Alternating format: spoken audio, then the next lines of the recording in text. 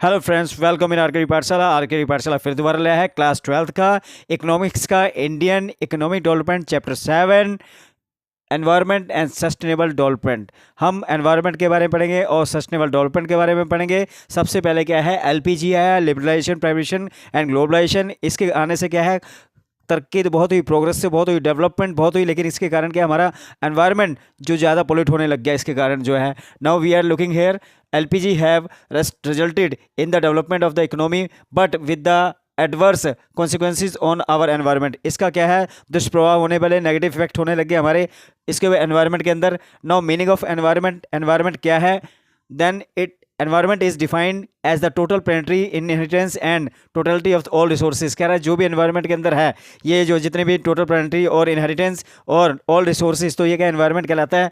Then ये क्या है, टू कैटेगरी में लिया, बायोटिक एलिमेंट्स और एबायोटिक एलिमेंट्स।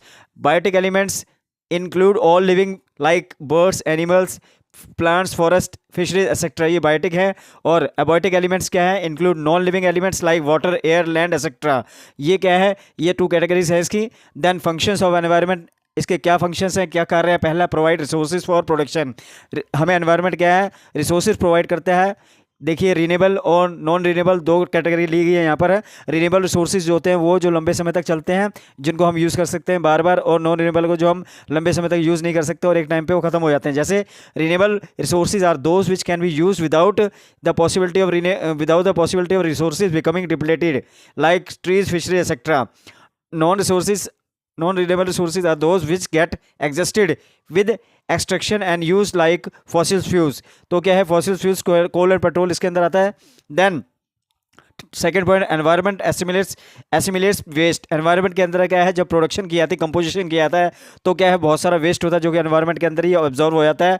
तो the process of production and composition activities generates a lot of wastage which is absorb by the environment. Then environment sustains life. Environment के कारण ही है लाइफ जो सस्टेन कर पाती है। The basic necessity of life are part of environment. हमारी जो necessity है, बेसिक जो है एनवायरनमेंट है। And so environment sustain life by providing the essential elements. और ये हमें क्या, एसेंशियल एलिमेंट्स प्रोवाइड करता है।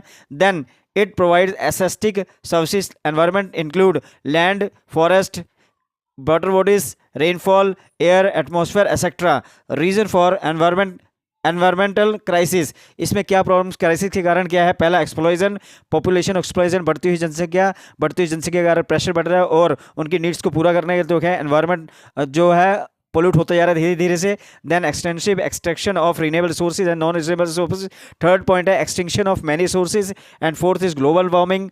And fifth is air and water pollution due to development. Means क्या, इनके कारण क्या है, एयर वाटर पोल्यूशन होता जा रहा है, एनवायरमेंट पोल्यूशन होता जा रहा है, जिससे क्या है, हमारी लाइफ थोड़ी टिपिकल होती जा रही है और मतलब उसमें जो है प्रॉब्लम्स क्रिएट होती जा रही है। Now this is the first part of the video. I hope you will like this.